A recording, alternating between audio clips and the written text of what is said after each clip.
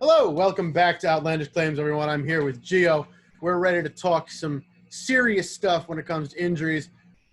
People who just got hurt, people who were hurt but are coming back, people who are hurt, we don't know what the hell's going on.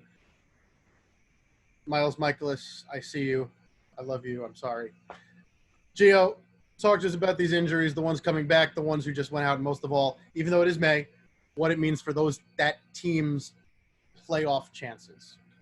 Well, I will say that this year, even though we seem to have a lot of these lately, it's like a stretch of injuries that seem to be more than the usual amount, especially when it comes to star players or people you consider very good. I think the reason for that would be the fact that last season they went from a 60-game season to spring training that was also shortened to a full 162, so strength and conditioning kind of factored into a lot of these injuries. Some are flukes. I think one fluke injury could be Mike Trout's calf strain, which will sideline him for the next 6 to 8 weeks. And I want to point out, because, we talk about a lot on this show, Aaron Judge's health and the fact that he's in his late 20s and he's not really playing a full 162 every season. We can make the same argument for Mike Trout. So I have the numbers here. He has not played a full 162 in his career yet. The closest he's come to that is in back-to-back years of 2015 and 2016.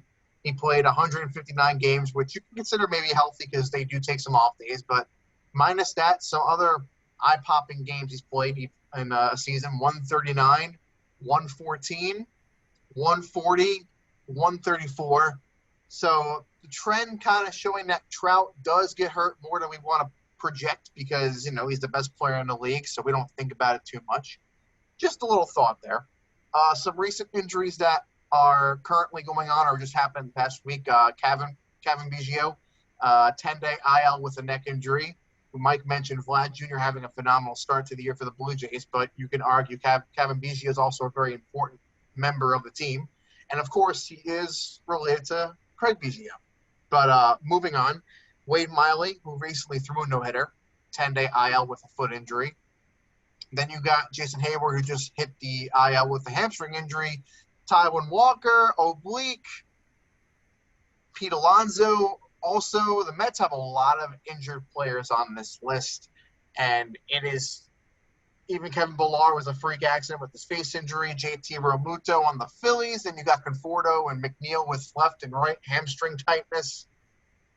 Scott Kingery with a concussion, Corey Seager with the hand injury, Michael Pineda with a thigh injury, Carson Kelly with a toe injury. I mean, this list can continue to go on and on and on and on. But the point being that, a lot of these players I mentioned are impactful to their teams. And yes, it's May.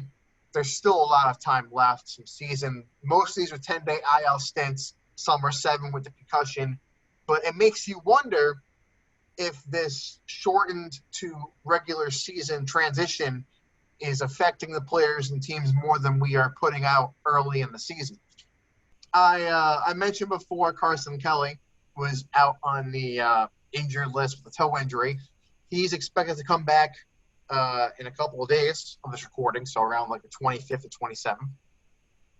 So another person that might be coming back soon could be Brian Hayes. He's been out for quite some time. He played 1 game this season, hasn't played since. They're expecting him to come back within the next few weeks or so. Same with Framber Valdez, who surprisingly is actually pitching this year, throwing some rehab stints with his finger injury. They expected him to not even pitch a game this year, and he might be on track to come back before the All-Star break. Don't understand how, but that's the wonder of pitching injuries. I know he's been back for a bit. I know I'm mentioning players on my fantasy baseball team right now, but Dinelson Lamet is also just coming back from an injury. The Padres have been kind of taking it back slowly as a relief appearance for Weathers whenever he pitches, like you mentioned before, May. Wanted to point that out. So that's another way of players coming back from injury. That's impactful in the sense of Dinelson Lamet was arguably the best pitcher in baseball last season. Became a top 10 fantasy pitcher in general, and everything came together, including the strikeouts, innings pitched, lack of giving up the home run ball. And this season, he's been pitching well, but he can't seem to get past 3 innings in a game. Impactful in the sense of the Padres came into this year with a lot of great arms. We mentioned Snell, Yu Darvish, uh, Joe Musgrove, another Pirates pitcher going from bum to an ace on a different team. But now they're starting to see Blake Snell can't pitch past 6 innings. Lamet can't seem to pitch past 3 this season. Yu Darvish has been the only bright spot on the team minus Musgrove. So this will be something to monitor going forward.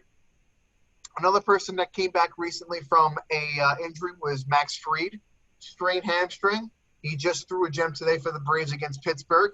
That's impactful in the sense that we know Max Soroka won't be back for quite some time. So they really need to find a ace pitcher to hold the staff until Soroka can becoming, deemed an ace again. Because the Achilles injury, we know, Mike, for basketball, it can be very brutal for a career. For pitching, especially, given that you have to pitch off your legs, very impactful. And then one more person that came back from a recent IL stint is Luke Voigt with a torn meniscus. Ever since he came back, the Yankees infield's been a lot better in terms of offensive production. Defensively, still left to be desired, but you can feel the presence in the lineup. And the Yankees have been on a recent tear of late, so you can definitely say his impact has been very helpful. Nothing to argue with there. I do want to extend as well on your point about Lamet. I like what they're doing with Weathers, the two of them as a tandem. It seems almost like, not to mix sports here, but running back by committee. You've got two great arms. They both need to just work their way up to a full starter's load, and they can do it together. So between the two of them, you get 7 or 8 innings, and it's a win. Which one gets the win? Probably going to be the one that pitches in the 5th inning. But who that is on a given day, you never really know. So bad for fantasy, good for their long-term development in their careers, and most of all that, but second most of all, for San Diego's prospects of getting the playoffs and doing well. Gio left, of course, one name off because I mentioned him and because I have him in fantasy. So, of course, he was being kind and leaving off Mikolas and letting me talk about him. What an utterly distressing, depressing moment that was. He comes back after basically 2 years of not pitching. 1 run allowed in 4 innings. He's ready to go out and pitch the 5th. And all of a sudden he feels tightness in the same spot, basically, that he had the issues all the past couple of years. All the issues that he was just recovering from. He feels tightness in his forearm again. He tells Schilt, I'm good to go. I can pitch through it. But, it feels a little weird. Schilt instantly pulls him, does the right thing, 100%. No arguments whatsoever. He had to be pulled.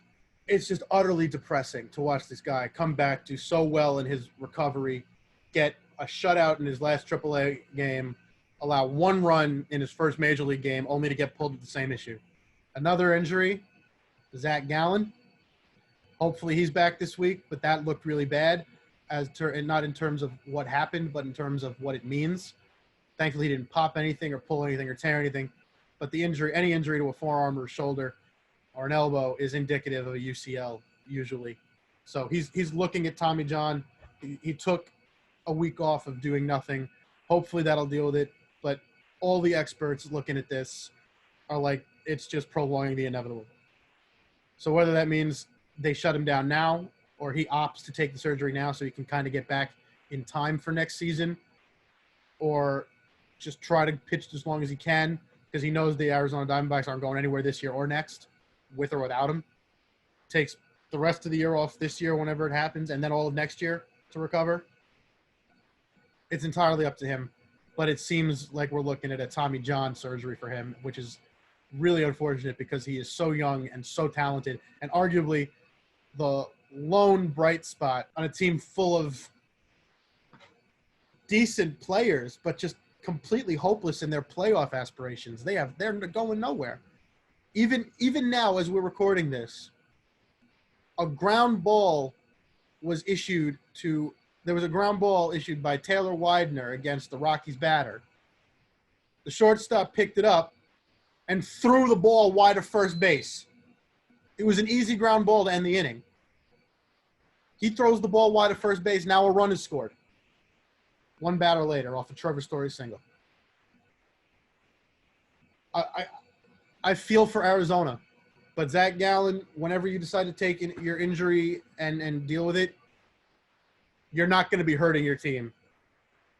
They're hurting already. As for returns, again, Gio left it off the list because I was on my team. Mr. Cody Bellinger, hopefully will be back this week, which is very helpful considering Corey Seager just went out. It's the Dodgers. It doesn't impact their playoffs at all. They're going to the playoffs regardless. I would love to see them not go to the playoffs, but they're going to the playoffs. Bellinger coming back only ices that fact. And speaking of Taylor Widener just coming back, they just pulled him out of the game after that error. So now he's on the hook for an unearned run loss. No one deserves to lose on one unearned run. No one deserves that. That's a final thoughts rant right there. Yeah. That will do it for our show today. We'll be back tomorrow with our final thoughts. We'll see you then. Thanks for watching.